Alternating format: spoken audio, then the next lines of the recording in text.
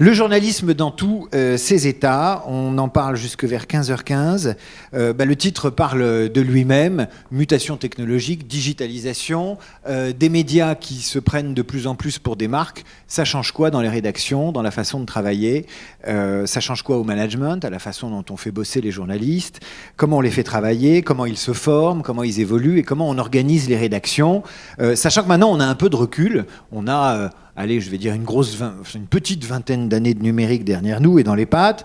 J'ai le souvenir qu'au tout début de l'émergence numérique, quand un journaliste était en dépression nerveuse, on l'envoyait au web. Dieu merci, ça a changé, et tant mieux. Et pour en parler avec nous, on est avec deux connaisseurs. Il y a Corinne Denis, directrice générale adjointe du groupe Express Roularta, qui était également directrice des nouveaux médias et présidente du GEST, le groupement des éditeurs de services en ligne. Corinne, merci d'être avec nous. Et puis Ludovic Blécher, directeur du Fonds pour l'innovation numérique de la presse.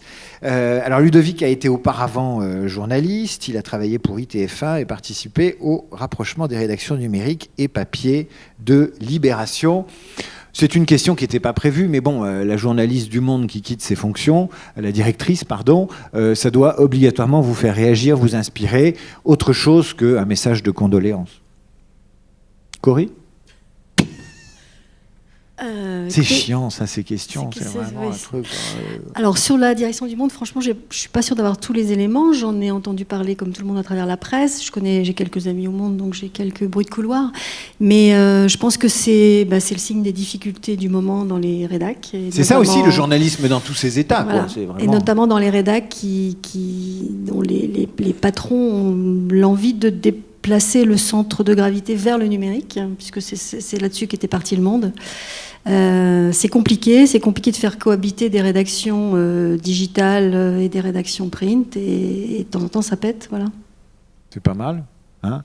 Ludo ? C'est super compliqué de changer, évidemment. C'est la preuve de ça. On le voit au Monde, on l'a vu récemment à Libé, évidemment. Moi, il y a quelque chose qui me frappe là-dedans, c'est la volonté pour changer le centre de gravité, qui est à mon avis l'enjeu essentiel, de dire il y a des gens qui passent au web, et de l'autre côté de dire je vais pas au web, je suis dégradé quand je vais au web, et de la part du management de dire pour renforcer le numérique, on passe au web. Pour moi, l'enjeu, il est moins aujourd'hui directement sur les supports que sur les temporalités. Et donc, comment on fait du journalisme, parce que c'est ça la clé, sur tout un tas de formats qui sont papier, qui sont numériques, qui sont de l'immédiateté, qui sont hebdomadaires, qui sont pour le journal du lendemain. Et donc, je crois que la question pour les journalistes, c'est pas d'être dégradés en passant au web, c'est au contraire de leur vendre un discours qui les valorise, parce qu'on leur dit, aujourd'hui, vous pouvez déployer vos compétences, souvent votre expertise, sur tous les supports, mais pour ça, il faut aussi accepter de ne pas être dans un mode défensif de la part des journalistes, mais d'avoir de l'appétit. Et de l'appétit pour cette nouveauté. Là, tu nous donnes une feuille de route, un cahier des charges intéressant pour la suite de notre discussion. Si on est un peu rétrospectif, Corinne, et que notre feuille de route, c'était qu'est-ce qu'on garde, qu'est-ce qu'on change, on a un peu de recul maintenant et de visibilité sur ce qui s'est fait depuis les débuts de la digitalisation du journalisme, et notamment ce qui s'est fait dans des rédactions, ce que vous avez pu observer dans votre groupe et ailleurs. Quel bilan vous faites des 10 dernières années en termes de mutation, de réorganisation, de rédaction? Qu'est-ce qui a marché? Qu'est-ce qui n'a pas marché? Qu'est-ce qui a été difficile? D'abord, je dirais qu'on est toujours dans une phase de test and learn et que c'est pas prêt de se terminer, parce qu'il n'y a pas de modèle à généraliser aujourd'hui. On parle du Monde, mais quand on parle du Monde, on parle des rédactions news. C'est une partie des rédactions, mais c'est pas que ça, la presse magazine. C'est aussi des rédactions d'expertise, des rédactions dites verticales sur des sujets, et chacune a ses problématiques, et c'est difficile de faire des généralités. On a essayé plein de trucs, pas que nous, l'ensemble de la presse. On a fait des filiales, on a défait les filiales, on a parlé de convergence, on a arrêté la convergence des rédacs, on a parlé de newsroom, on parle moins de newsroom. Je pense qu'il y a des choses qui marchent. Alors, des exemples qui ont marché pratiquement, c'est C'est dans le domaine de l'expertise, c'est-à-dire ça, je pense que personne n'a l'idée dans une rédaction qui s'occupe de patrimoine d'embaucher 2 spécialistes de l'assurance vie, un sur le web, un sur le papier. Donc il est évident pour tout le monde, je crois que maintenant ça fait consensus, qu'un expert va devoir, dans les années qui viennent, apprendre à gérer les différentes temporalités et est un bon expert sur du papier, sur du mensuel, sur du digital, sur Twitter s'il s'y met, et toutes les temporalités possibles sur lesquelles sa marque média a décidé de se développer. Ça, c'est pour l'expert.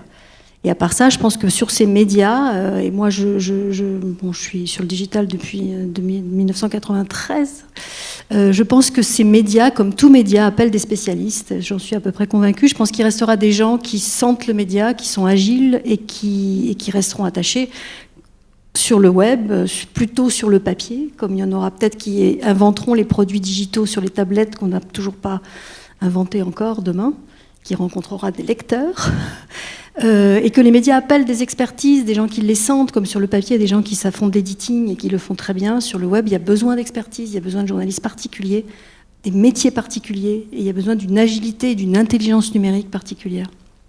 Ludovic, avant de diriger le Fonds pour l'innovation numérique de la presse, tu as passé une très grosse année aux États-Unis, qui a été l'occasion d'observer des choses. Tu avais préalablement organisé la rédaction web de Libération à Paris, tu avais travaillé à ITF1, et donc tu as eu un terrain d'observation, un terrain de chasse intéressant sur ce qui se passait aux États-Unis. On en a d'ailleurs parlé ce matin, on a eu tout un atelier sur des comparaisons, sur l'évolution de la presse magazine américaine et française.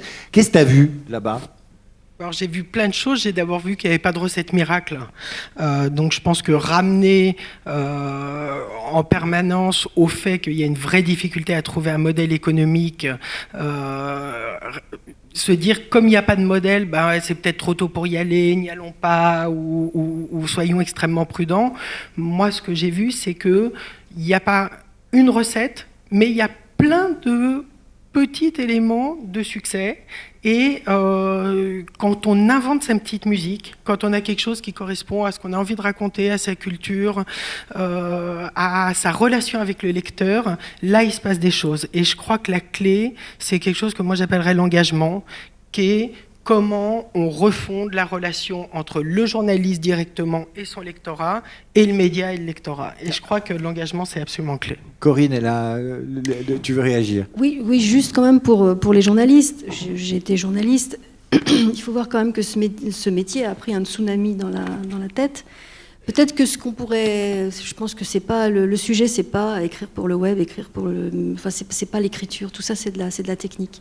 Le sujet, c'est que les journalistes qui étaient sur une estrade se sont retrouvés dans l'arène avec des gens qui leur parlaient en direct, donc ils se retrouvaient face à leurs lecteurs.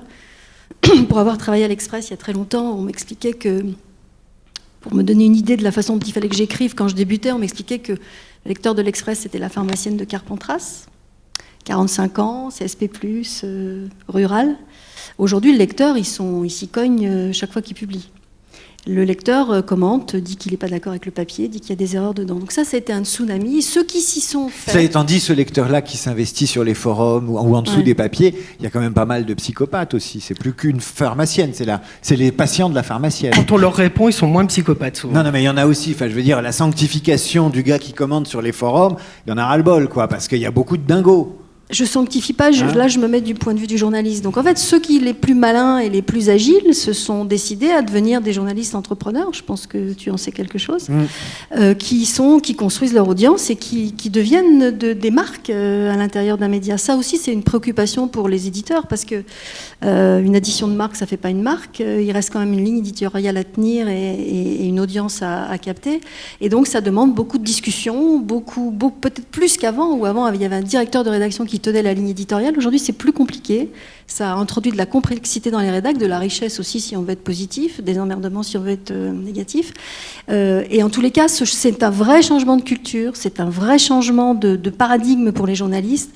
Il y en a qui iront et il y en a qui n'iront pas. Mais il y a quand même une migration sur les réseaux sociaux des journalistes old school et même de leurs enfants, qui fait qu'il y a une acclimatation qui se fait. Il y a des seuils démographiques dans les rédactions qui font que on a... Enfin, moi, je me souviens, j'ai des patrons de rédaction qui, à 6 ans, me disaient qu'est-ce que tu fous sur Twitter, c'est débile. Et puis, 6 mois après, ils y étaient, et puis ça y est, ils étaient partis dedans. Donc, l'acclimatation, c'est derrière nous déjà, non ?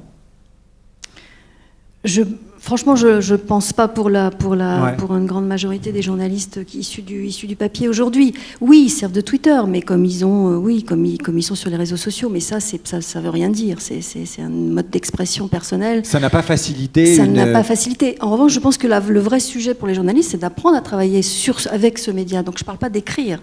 Je parle de travailler dessus. Je parle de faire des enquêtes dessus. Je parle d'aller piocher, chercher des informations dessus et de s'en servir pour remplacer leur petit carnet avec leurs adresses et leurs numéros de téléphone qu'ils avaient avant et qu'ils ont peut-être toujours. Donc là, tu nous parles, Corinne, de la cyber-enquête, qui est une façon de travailler et d'être à l'aise avec leur réseau. Mais c'est une opportunité extraordinaire pour enquêter, et c'est une opportunité extraordinaire pour exister. Le jour de l'élection de Barack Obama, Nate Silver, qui est un data journaliste, on va dire, qui au départ utilisait la data pour faire des modèles prédictifs sur le baseball qu'il a appliqué à la politique. Le jour de l'élection de Barack Obama, il génère 20% de l'audience totale du New York Times sur son blog, sur son nom. C'est extraordinaire. En racontant, en prédisant les résultats électoraux. Voilà. C'est pas mal, et globalement, ils se trompent pas trop. Ça marche. Ouais. Alors, on parlait de ton périple aux États-Unis. Tu nous as dit, je viens avec des exemples. Est-ce que tu les as là ou pas ? Alors, j'ai des exemples, mais juste avant, je trouve qu'il faut être juste, parce que là, on parle des journalistes, mais il n'y a pas que les journalistes qui ont un peu cette difficulté sur le changement et tout. J'ai aussi envie de parler un tout petit peu des actionnaires, notamment. Je pense que là, il y a une vraie question, et ça, c'est une vraie différence que j'ai vue aux États-Unis. C'est-à-dire qu'ici, malgré tout, sur le digital, on cherche le retour sur investissement extrêmement rapide. Aux États-Unis, il y a quand même un vrai mouvement où on se dit, là aussi, on cherche, on dépense de l'argent, on en perd beaucoup, et c'est comme ça qu'on arrivera à trouver le modèle. C'est en cherchant de l'or qu'on finira par en trouver. Et là, je crois que il faut aussi donner le temps et donner les moyens et être dans une culture du test and learn, d'entreprendre dans les rédacs, de créer des laboratoires dans les rédacs, de se planter, de recommencer, etc. Voilà. Alors sur les exemples qui marchent, moi j'ai envie de citer, ou en tout cas qui sont intéressants, qui marchent, j'ai envie de citer Quartz par exemple. Quartz. Voilà, Quartz, site lancé il y a à peu près 2 ans, qui part des tablettes et qui est évidemment accessible aussi sur les ordinateurs, mais qui est très pensé pour les tablettes, qui est sur l'économie, qui est extrêmement pédago, qui regarde beaucoup comment les gens consomment l'information, non pas pour leur donner juste ce qu'ils demandent, mais pour essayer de s'adapter aux nouveaux usages. Ça, c'est un enseignement intéressant. Il y a un groupe dont on parle très peu, qui, moi, m'a beaucoup intéressé, qui s'appelle Deseret News, qui est un groupe à Salt Lake City, ambiance mormon, groupe proche des mormons. Groupe ou secte ? Non, groupe, vraiment, un beau groupe média. Et où on a là des gens qui sont arrivés, qui ont repris, alors ils ont un journal, un site web puissant, de la diversification numérique et une radio, donc c'est un groupe riche. Ils ont nommé un nouveau management et la personne qui est arrivée a commencé par reséparer le web, donc ça c'est une vraie tendance, c'est-à-dire qu'aux États-Unis, après avoir eu des filiales, puis remis les gens ensemble, ils recommencent à séparer, pas tous. Donc, oui, parce qu'à un moment donné, le Graal, c'était de faire une seule newsroom, et puis les natives, les digitaux, les pépères, et de dire ça suivra. Voilà. Et en fait, on en est revenu. Et donc là, en tout cas, il y a plusieurs exemples où ils en reviennent. Et là, c'est intéressant parce qu'ils ont séparé. Ils considèrent que le papier, lui, doit faire des choix absolument drastiques et donc décider les 6 endroits où ils doivent être les meilleurs en fonction de leur public. Et en revanche, le web est le lieu du très grand public de l'info archi-généraliste. Et même si le web représente que peut-être 15% du chiffre d'affaires, La direction donne systématiquement le dernier mot au web dans les grands choix stratégiques et mettent leur énergie à cet endroit-là. Et le résultat, c'est que la part du chiffre d'affaires apporté par le web est en augmentation de 40% et les ventes papier ont augmenté de 7 à 8%. Donc c'est vraiment intéressant. Alors c'est amusant ce que tu dis. Alors sur les chiffres, ce matin, on a parlé d'organisation et de la question du pouvoir aussi. Et Arnaud de Saint-Simon, qui était attentif à nos débats, disait « Mais tant qu'il n'y aura pas des gens du digital qui sont détenteurs du pouvoir, on n'ira jamais au bout des mutations et on n'ira jamais au bout des expérimentations. Et on aura des gens qui freinent des cas de fer par rapport à un certain nombre de dépassements ou d'accélérations technologiques. » Tu serais d'accord avec lui? Moi, je suis plutôt d'accord avec ça, évidemment. Je crois aussi que la clé, elle est dans redonner un discours et un élan journalistique. Hein, donc les opportunités, elles ne sont pas que business aujourd'hui, elles sont dans les nouveaux formats qu'on peut créer, comment les uns et les autres peuvent inventer, et comment on peut mettre de l'énergie là-dedans. Et c'est vrai que des gens qui viennent du digital, quelque part, ils ne vont pas avoir un focus sur le support numérique, mais un focus sur le multi-support en général. Et ça, c'est assez clé. Le deuxième élément, quand même, et là, je plaide pas pour ça, mais ce que j'ai quand même constaté aux États-Unis, c'est quand ils changent le management, la personne qui arrive, j'ai pas d'exemple où il n'y a pas eu un investissement massif. Donc on lui laisse 1 an et demi, 2 ans avec de l'investissement pour changer les choses. Et deuxièmement, une capacité à mettre du sang neuf dans les salles de rédaction, donc soit à faire partir massivement des gens, soit à recruter de façon extrêmement massive pour mettre un peu de sang neuf. Je tiens à dire par là que je donne pas du tout dans le jeunisme. Je pense pas que souvent les jeunes sont plus conservateurs que les anciens dans les rédacs, mais malgré tout, avoir du sang neuf, c'est pas forcément du journalisme, c'est aussi faire rentrer d'autres métiers dans les newsrooms, parce que ça, c'est clé. Apprendre à travailler aujourd'hui avec des designers, avec des gens qui sont sur la data, avec des développeurs. C'est comme ça qu'on arrive à penser autrement le journalisme. Et je crois, pour finir là-dessus sur les temporalités, que si on veut un bon journal du lendemain, si on veut un bon hebdo, on a intérêt à avoir pleinement conscience du buzz d'information que son média donne, mais que tous les médias donnent pour faire de l'exclusif sur ces produits à haute valeur ajoutée. Corinne? Oui, non, j'acquiesçais sur l'obligation demain pour des journalistes d'être au niveau du chef de projet, c'est-à-dire d'arriver à travailler avec d'autres métiers en mode projet. Et ça, c'est un pari, quoi. Ces autres métiers, c'est qui? C'est des gens de la régie, c'est-à-dire en s'approchant à petits pas et avec quand même un cordon sanitaire, un masque, des gants de la régie publicitaire. Ces autres métiers, c'est les informaticiens. C'était le cauchemar du journaliste pour l'instant de s'approcher de ces gens-là. Pas de tous les journalistes. Non. On a des journalistes qui s'amusent beaucoup en faisant des projets. Donc ouais. Oui, c'est d'arriver à travailler avec quelqu'un qui fait du code, un designer, ça ils ont l'habitude, c'est plus simple pour eux. Et parfois sur certains projets, bien sûr, avec la pub, pourquoi pas. C'est d'arriver, et puis avec l'audience, et puis avec un référenceur, et puis avec quelqu'un qui fait un data scientist aussi, un mathématicien qui va l'aider à sortir des choses d'une base de données. Enfin voilà, sans informaticien, il y a pas et sans gens pour essayer de plonger dans toutes ces données, il n'y a pas d'affaire Snowden. Sans journaliste de réseau, il n'y a pas d'affaire Snowden. C'est vraiment un point cette année. Qui a d'ailleurs prenons, si on se retourne vers ce qu'on appelait des innovations ces 10 dernières années, on ne peut pas dire qu'elles aient créé soit des vaches à lait, c'est le moins qu'on puisse dire, soit des exemples très pérennes. Ce qu'on appelait le journalisme participatif, qui a été une marotte, je me souviens, il y a 5-6 ans, on sautait sur sa chaise comme un cabri et on criait au journalisme participatif: bof, bof, bof. Et je ne donnerai pas de nom, mais ça se termine par Vox. On ne peut pas dire que c'est créé son modèle. Ou 89. On ne peut pas dire que ça a créé son modèle. On a dit aussi, à un moment donné, on jurait que par le web documentaire. Il s'est avéré que le web documentaire, le mieux qu'il ait pu faire, je vais faire dresser les cheveux sur la tête de certains, c'est bande-annonce pour des vrais documentaires d'Arte. Donc, si vous voulez, on est revenu de certaines formules, ou en tout cas de certaines pistes. Ce qui d'ailleurs, il n'y a pas de honte à se planter. Non, mais je pense aussi que là on parle du buzz médiatique, si je puis me permettre. C'est-à-dire les choses qui ont marqué, qui font rêver des journalistes, éminemment papier, d'ailleurs en général, qui rêvent tous du web documentaire. Et on ne parle pas forcément, il y a eu plein d'innovations qui marchent. L'innovation sur le live, c'est quelque chose qui a fait ses preuves. Il y a des innovations dans les formats. L'innovation sur le live, la création des lives dans l'actu show, ça marche. Ouais. Ça n'a pas fait des dizaines de papiers, mais ça marche.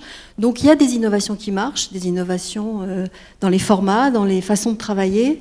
Il y a des innovations qui ne marchent pas. Les web documentaires, c'est pas que ça ne marche pas. Enfin, si, ça n'a pas rencontré son public, ça coûte très cher à faire et le modèle est difficile. Et puis surtout, peut-être qu'on n'est pas allé au bout de l'histoire non plus. Peut-être que demain, on verra ressurgir des web documentaires faits par des gens différents qui auront été formés pour et qui inventeront un format qui marchera. Donc ça, je pense que c'est bien. C'est bien qu'il y ait des formats, c'est bien qu'il y ait des innovations qui partent et ça fait partie de l'agilité du web. Ça, on essaye et si ça ne marche pas, on arrête. Oui, puis une des difficultés, c'est que finalement, on a dit journaliste participatif, on a dit webdoc et on est un peu resté figé là-dessus. Alors qu'aux États-Unis, sur un modèle très test and learn, on est parti du webdoc pour aller vers des formats de storytelling différents, type Snowfall, cette grande série qu'avait fait le New York Times. On est parti du journaliste participatif pour aller vers le HuffPost ou BuzzFeed, qui sont des vrais succès. Donc la question, c'est plutôt comment on va prendre le meilleur là-dedans et on invente à partir de là, plutôt que, encore une fois, d'aller chercher une recette miracle qui s'appellerait WebDoc. Il n'y a pas de recette miracle dans le WebDoc, mais il y a plein de choses dans le WebDoc qui sont super utiles pour réinventer la façon de mettre en scène le journalisme et de raconter des histoires. Corinne. Oui, ça reboucle sur un sujet qui est récurrent dans les groupes médias, c'est quoi la stratégie à 10 ans ? Ça va être difficile de l'écrire, hein, on va faire ce qu'on peut, année après année, on va peut-être pouvoir dire à 1 an ou 2. La stratégie, elle se fait en marchant maintenant, et c'est du test, et on revient, et le webdoc s'est pas arrêté à la notion du webdoc, tu as raison, ça a évolué beaucoup depuis. On l'appelle peut-être plus webdoc, mais c'est pas grave. Donc cette façon de se dire que la stratégie, elle va s'écrire avec les tests, avec les réussites, avec les échecs, c'est une façon qui n'est pas une façon bien acceptée par à peu près tous les étages des gens qui travaillent dans les groupes médias, des syndicats qui nous demandent régulièrement quelle est votre stratégie à 10 ans, jusqu'aux patrons qui a besoin d'éléments de langage. Voilà. Hein. Et c'est compliqué. Et donc tout le monde veut un jardin à la française. On picore des éléments de langage qui sortent comme ça dans les médias. Alors webdoc, voilà, les internautes sont des journalistes aussi. Et puis on s'y accroche. Et puis c'est vrai que ça va vite et que les éléments de langage changent à toute vitesse. Et que cette fossilisation de l'élément de langage à tenter il faut lutter contre, quoi. Quelques tweets ou questions qui nous arrivent soit par SMS, soit par je ne sais où. Faut-il, pour acculturer au digital et à la conversation, confier les fanpages aux journalistes print ? Là, c'est le camp de travail, hein, c'est la rééducation à la chinoise. Tu vas aller répondre aux psychopathes, toi, tout de suite. Tu vas comprendre ce que c'est qu'Internet. Non, mais pas seulement. Je veux dire, au Japon, ils mettent les meilleurs des meilleurs au courrier des lecteurs. Ah. C'est dire l'importance de ce lien-là. Ouais, c'est des Japonais, quoi. Ah bah ouais. Soyons un peu japonais. Ils sont formidables, les Japonais. Mais on a essayé. Il y a des journalistes qui s'amusent beaucoup. Il y en a que ça emmerde beaucoup aussi. Et puis il y a aussi, on s'est aperçu qu'en fait, les fanpages qui sont des carrefours d'audience très importantes, aujourd'hui, on les confie plutôt aux gens du marketing. Pourquoi pas Ben voilà. Donc il n'y a pas de règle. On confie les gens aux meilleurs, quoi. Et à ceux que ça intéresse surtout. Un autre message, c'est celui de la place de la vidéo. C'est-à-dire que la question de la vidéo s'est posée... par exemple, il en a été question à un moment donné quand il y a eu la crise de Libération qui continue, mais il était question de faire des vidéos, d'en faire plus. Et à un moment donné, il y a eu une grande mode de la vidéo. On a dit aux rédactions, faut faire de la vidéo, vous allez devenir, vous, à la radio, vous allez être filmé, vous allez devenir une télé. Vous, dans les rédactions, il faut que vous sachiez faire un papier, faire une vidéo, etc. Quelle est la place du support vidéo dans cette façon d'apprendre en marchant, puisque si je vous entends bien, c'est soyons pragmatiques, faisons comment c'est la formule, c'est du good enough management. On ne va pas se prendre la tête et on va tenter le truc et on ne va pas culpabiliser si on rate.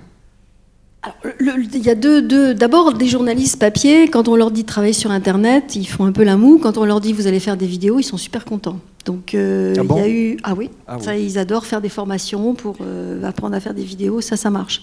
Parce qu'ils ont l'impression d'apprendre un nouveau média. alors que le web, ça leur paraît un média de régression. Donc il y a eu une espèce de folie dans les rédacs où tout le monde voulait faire de la vidéo. Tu participes à Internet? Oui, d'accord, je vais faire des vidéos.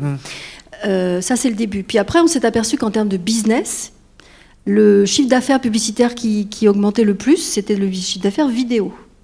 Et on s'est aperçu que la vidéo, il fallait qu'elle soit vue, qu'elle soit lue. Donc c'était un métier de faire des vidéos vues. C'est pas tout tourner une vidéo, il faut encore qu'elle trouve son lectorat. Et on nous a fait miroiter, et on nous fait encore miroiter d'ailleurs, que si on multiplie par 10 le nombre de vidéos vues, on va multiplier par 10 le chiffre d'affaires de la vidéo, puisque tous les annonceurs se ruent sur ce média. Donc c'est tout ça qui a participé à l'engouement de la vidéo, qui n'est pas un engouement fini, parce qu'avec l'arrivée des tablettes et avec l'arrivée de la mobilité, ce dont on est sûr, c'est que demain, la vidéo et ses formats vont prendre une place prépondérante sur ces devices. Alors oui, il faut que les rédactions, les marques médias qui se veulent une marque média multimédia fassent de la vidéo. Comment, quel type de vidéo, qu'est-ce qui marche? Ça, c'est encore un autre sujet, mais oui, il va falloir faire de la vidéo. Ludo. Ouais, là aussi, un vrai sujet, c'est qu'on s'est dit aussi, il faut aller vers la vidéo parce que les CPM sont plus élevés, donc il y a du chiffre d'affaires à prendre.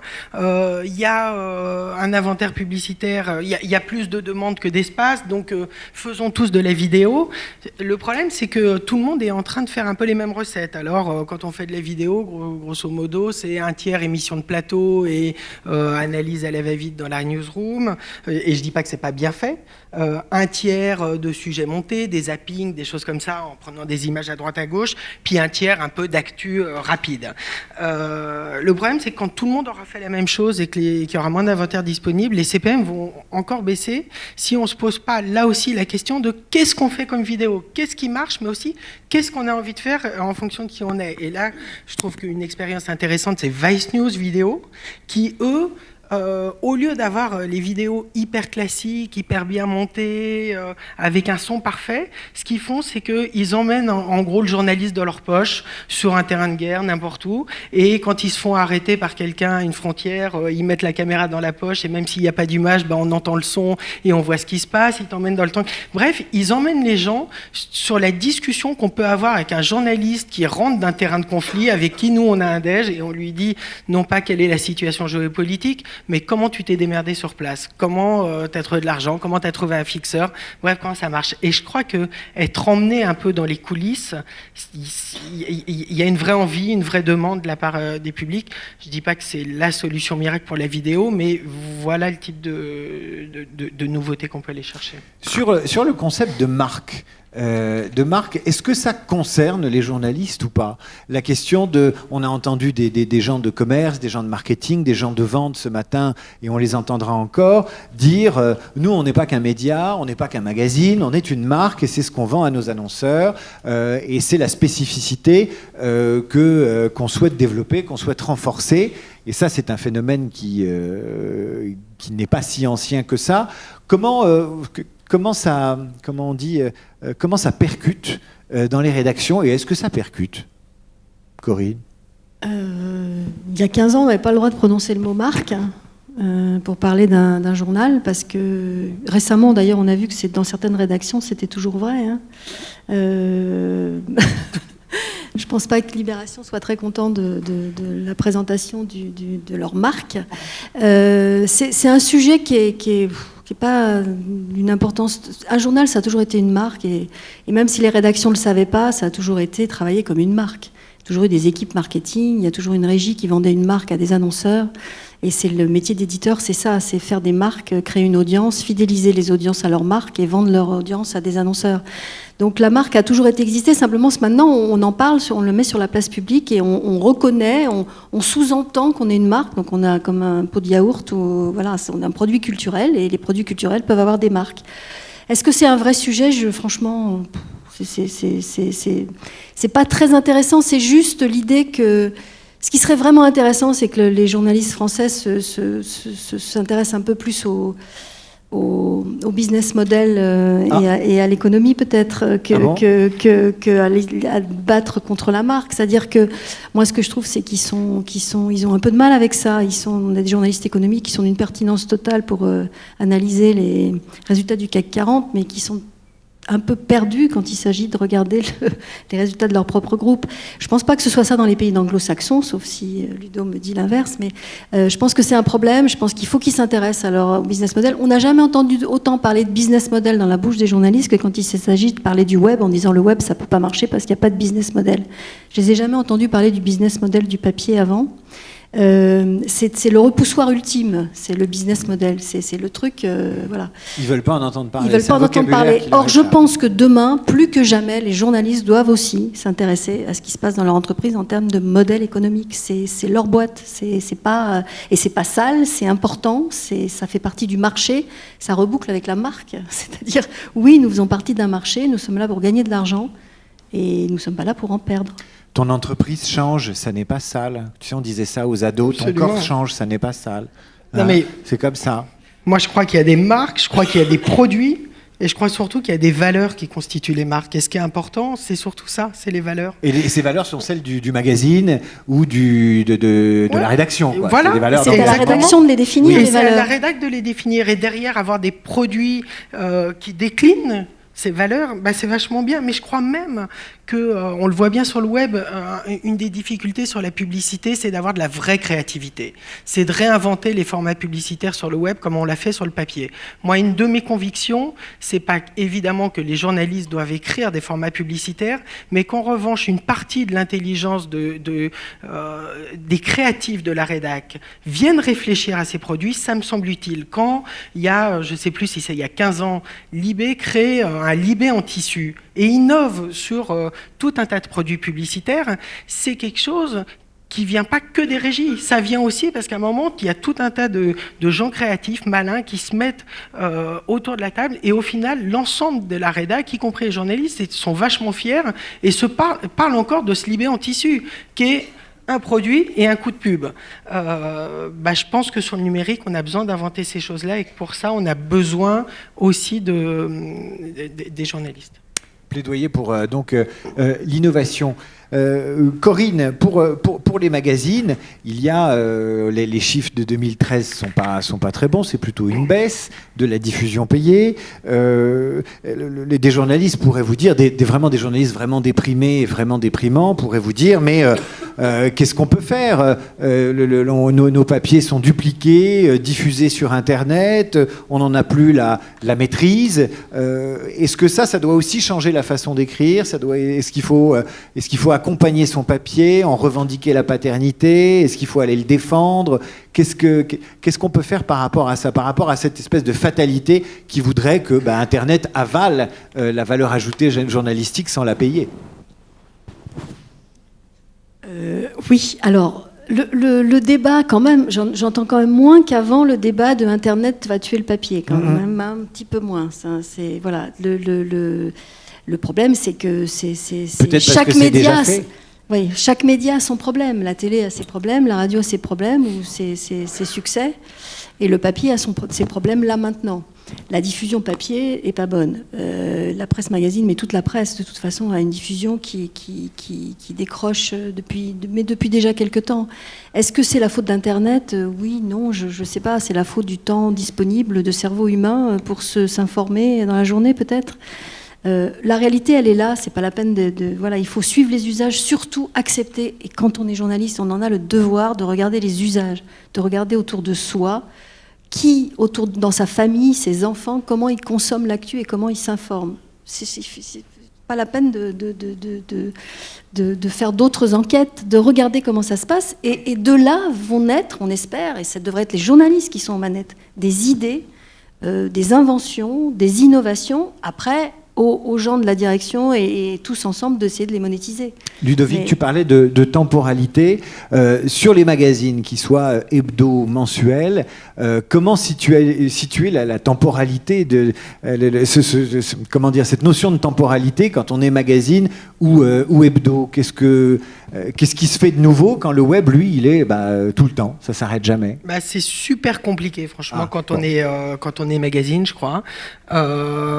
Mais là aussi, ça nous permet d'être présents tous les jours. en permanence. Donc c'est à la fois super compliqué, en même temps super challengeant, en même temps super excitant. Et en tout cas, s'il y a un mythe qu'il faut briser, c'est vraiment l'Internet va tuer le papier.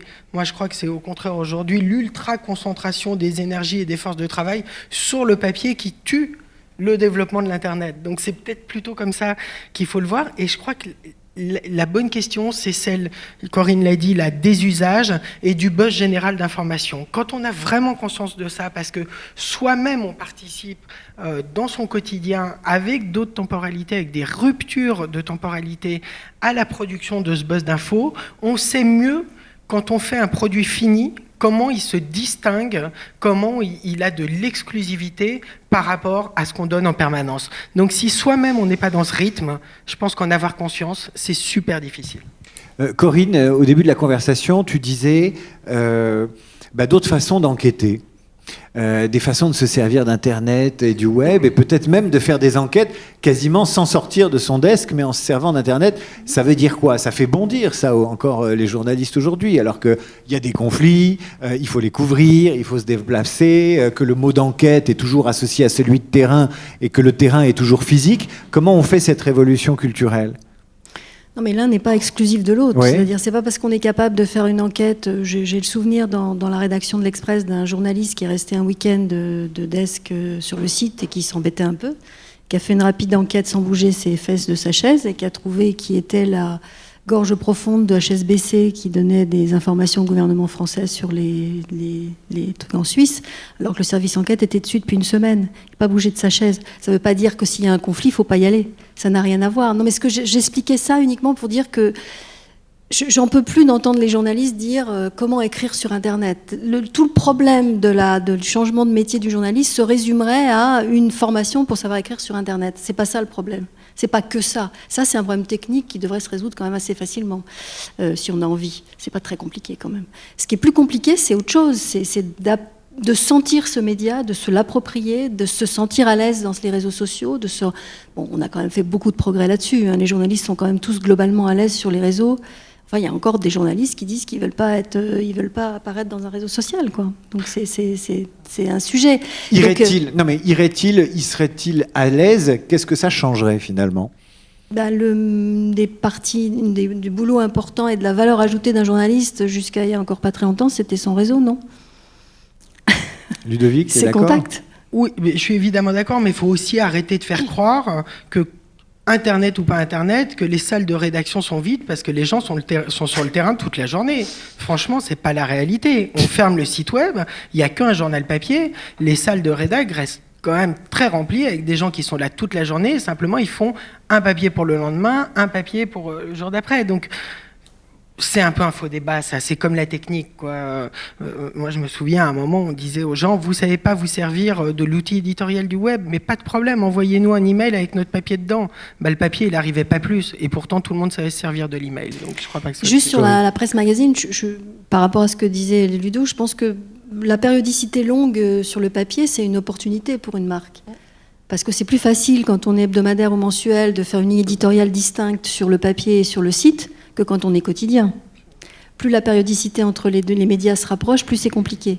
Tout le problème est de savoir mais c'est un boulot de définir la ligne éditoriale, ça va pas de soi. C'est pas mettre les papiers du papier sur le web qui sont une ligne éditoriale. Je m'appelle un magazine de déco. Je fais quoi sur mon site internet par rapport à ce que je vends sur mon papier? C'est que je ferai quoi demain sur le mobile? Quel type d'alerte je vais pousser à mes lecteurs? Est-ce que je vais faire des alertes? Donc par média, il y a une réflexion éditoriale à prendre et à faire. C'est un boulot. Toutes les marques médias ont ce travail à faire. Il n'y a pas le choix, de toute façon. Et c'est très intéressant. Et je pense que l'opportunité pour la presse magazine, elle est vraiment grande par rapport à la presse quotidienne. Parce que c'est plus facile de différencier les supports. Et l'opportunité d'arrêter peut-être de tous se copier, parce qu'il y a un peu ce drame sur l'Internet où je sais pas, une douzaine de grands médias font un peu tous globalement la même chose et se copient. Donc, et pas forcément se dire que il faut courir derrière le mythe de la puissance. La puissance, être numéro 1 en audience, ça marche. Être numéro 2 en audience, ça marche. En dessous, quand on est entre 3e et 10e, les différences sont plus fondamentales. En revanche, si là, on va chercher de la connaissance de l'internaute, de l'engagement, des grands pôles d'expertise, entreprises, là on peut avoir des modèles publicitaires qui ramènent plus, même si on a moins d'audience. Du côté des magazines, quand vous observez les lancements, les innovations de l'année, on aura l'occasion d'y revenir, qu'est-ce qui vous a frappé? Qu'est-ce qui vous laisse penser que certains ont trouvé une pérennité, et grâce à quoi et comment? Bon, il y a des titres que je ne vais pas nommer, vous le ferez vous-même, mais il y a des réussites. On continue à lancer des nouveaux magazines, il y a des nouveautés qui arrivent dans les kiosques, il y a des formats et il y a des périodicités nouvelles. Ces 5 dernières années, on a vu des trimestriels cartonnés. Qu'est-ce qui vous a intéressé? Qu'est-ce que vous pointez positivement? D'abord, on pointe le fait que du moment qu'il y a des magazines qui se créent, c'est une bonne nouvelle. Moi, je dirais que ce qui est embêtant, c'est que je trouve qu'en France, on a du mal à arrêter des marques. C'est compliqué d'arrêter une marque, car voilà, il suffit de se souvenir de l'histoire de François qui a agonisé pendant des années. C'est difficile et je pense qu'il faut qu'une marque elle rencontre son public. Alors c'est toujours bien d'en lancer, là des lancements heureusement il y en a. Quand tu dis il faut arrêter des marques, c'est-à-dire qu'on a... Mais il y a des marques aujourd'hui qui pour des raisons passent trop de temps en soins palliatifs, quoi. Voilà. Ouais. Et c'est des décisions difficiles à prendre et peut-être c'est la réinventer autrement ou quand ça va pas il faut arrêter de s'acharner et c'est ça qui crée c'est ça qui oblige les éditeurs à être créatifs parce que si on a des marques il faut en créer d'autres, c'est obligé. Donc c'est ça le problème, c'est d'arriver à dire stop à une marque qui peut-être un végète. Raccourcissement des cycles de vie des magazines. J'ai l'impression que c'est en France c'est très difficile d'arrêter des marques historiques quoi. C'est long, c'est difficile. Et que du coup ça gêne pour la créativité le lancement d'autres marques. Oui, c'est vraiment un sujet. Alors, je dis pas qu'il faut arrêter les marques qui marchent pas, mais il faut quand même avoir un regard sur des cycles de 10 ans et regarder ce qui se passe. Il y a des marques aujourd'hui il y a des marques qui se sont arrêtées. Il y a de la presse qui maintenant a migré complètement sur un autre support. Faut arriver à l'arrêter. Alors c'est difficile en France, hein. Je juste pour sortir d'un plan social. Comment dire, les négociations syndicales, c'est quand même compliqué. On a quand même beaucoup de contraintes. Ce que tu disais, Ludovic, c'est aux États-Unis, on réoxygène les rédactions en faisant partir une moitié, en embauchant des nouveaux. Alors en France, c'est compliqué, hein. Donc c'est sans doute souhaitable, mais c'est pas possible. Ça peut pas être fait comme ça. Donc il faut trouver d'autres solutions. Ludovic, sur les nouveaux magazines, ce qui est apparu en France ou ce que tu as pu observer, qu'est-ce qui, dans le magazine papier traditionnel, qu'est-ce qui est frappant? Quelles sont les réussites frappantes ou étonnantes? Franchement, je suis moins bon pour répondre sur la partie magazine papier traditionnel. Moi, ce qui m'intéresse, c'est ceux qui travaillent sur le numérique à créer des formats magazines complètement en rupture dans leur forme. Alors pour moi, on est plus dans la recherche et développement que dans la réussite du modèle, mais quand on regarde un truc comme Project, par exemple, quand on voit ce que fait The Atlantic, des gens comme ça, c'est assez intéressant parce que je pense qu'on peut aussi partir d'un format magazine, le reconstruire complètement et inventer là-dedans des nouvelles formes de navigation et des choses comme ça. Alors il faut le faire dans le bon timing, quoi. Voilà. Le mot de la fin, ça pourrait être la façon de réinventer le magazine sur le web. Est-ce que c'est possible un magazine sur le web ou est-ce que finalement il est dans l'instant et il est dans l'instant du net et il sera toujours autre chose qu'un magazine? Mais il y a des formats magazines sur le net. Donc je ne sais pas si on fera un magazine sur le net, mais les codes du magazine se retrouvent et ont toute leur place sur le net, quoi. Voilà. Corinne? Oui, moi je ne sais pas ce que c'est un magazine, mais c'est une marque média. Donc si une marque média, elle a un intérêt à aller sur... Il y a des marques médias qui resteront peut-être sur papier, qui sauteront l'étape Internet, on en a dans le groupe, pour aller directement sur une étape mobile, par exemple. Parce que sur Internet, c'est un marché... Le modèle est un marché de diffusion, il n'y a pas beaucoup de pubs et que peut-être l'Internet ne convient pas et le net ne lui convient pas, on ne trouvera pas de modèle économique. En revanche, ça serait intéressant d'aller tout de suite sur la tablette et sur le mobile, sur des applis, sur la notion d'appli, pour sortir des verticales, des services innovants qui retrouveront leur modèle économique. Donc je ne parlerai pas de magazine, je parlerai de marque média. Magazine, je ne sais pas, ça veut dire une périodicité, ça veut dire un format. Mais pour moi, c'est la marque qui est importante. C'est la marque qui dit qu'elle va peut-être sortir des bouquins, voilà, de l'édition, qui a une autre temporalité. Et puis peut-être aller directement dans les applis et sauter de l'étape Internet avec un modèle de pub 100% parce qu'on sait déjà que ça ne va pas marcher. Donc il faut trouver, par marque média, sur quel support et sur quel device et sur quel appareil il faut la diffuser pour toucher le plus grand nombre de lecteurs ou fidéliser les lecteurs, par exemple, sur le papier. C'est un peu le sujet de nos entretiens, de l'entretien d'après, la table ronde d'après, Anytime, Anyway, Any Device. Merci à tous les deux, Ludovic Bléchet, Corinne Denis. Merci.